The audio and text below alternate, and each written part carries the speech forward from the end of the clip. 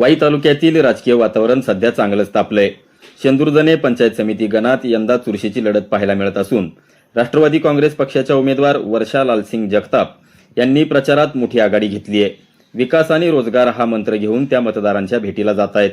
यावेळी माध्यमांशी बोलताना त्या म्हणाल्या की खरं तर दादांसारखा कामाचा माणूस पुन्हा होणे नाही आणि पश्चिम महाराष्ट्रासाठी ही खूप मोठी हानी आहे। आणि राष्ट्रवादीचा जो बालेकिल्ला होता हा अजितदादा पवारांनंतर हा आपण राष्ट्रवादीच्या लोकांनी पुन्हा उभारण्याची खूप गरज आहे आणि हीच त्यांना खरी श्रद्धांजली असेल।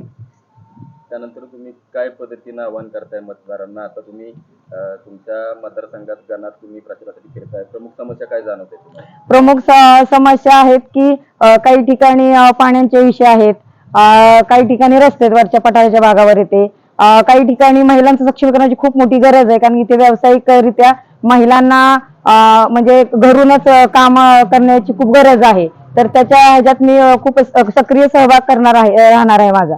वास्तविक बघायला गेलं तर महानगरपालिका नगरपालिकांच्या निवडणुका झाल्या, त्या निवडणुका सुद्धा युवकांनी हातात घेतल्या होत्या। सध्याच्या परिस्थितीला जिल्हा परिषद आणि पंचायत समितीच्या निवडणुका सुद्धा युवकांनी तरुणांनी हातात घेतलेल्या आहेत।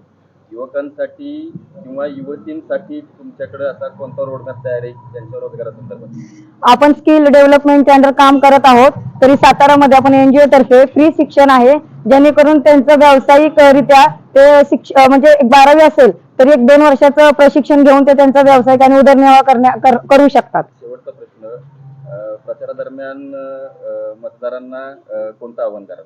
मतदारांना आव्हान एकच असेल की 100% मतदान करा। हा आपला संविधानिक हक्क आहे की जेणेकरून की नंतर आपल्याला हक्क राहतो उमेदवाराला बोलायला, कारण की तुम्ही जर मतदानच करणार नसाल तर तुम्ही एक प्रकारे हक्क राहत नाही की विचारायला। त्यामुळे माझं मतदारांना हे आव्हान आहे की सर्वांनी जास्तीत जास्त प्रमाणात घराबाहेर पडून आपला संविधानिक हक्क दरम्यान राष्ट्रवादी काँग्रेस पक्षाकडून निवडणुकीच्या रिंगणात उतरलेल्या वर्षा लालसिंग जगताप यांनी आपल्या झंझावाती प्रचारानं मतदारांचं लक्ष वेधून घेतलंय।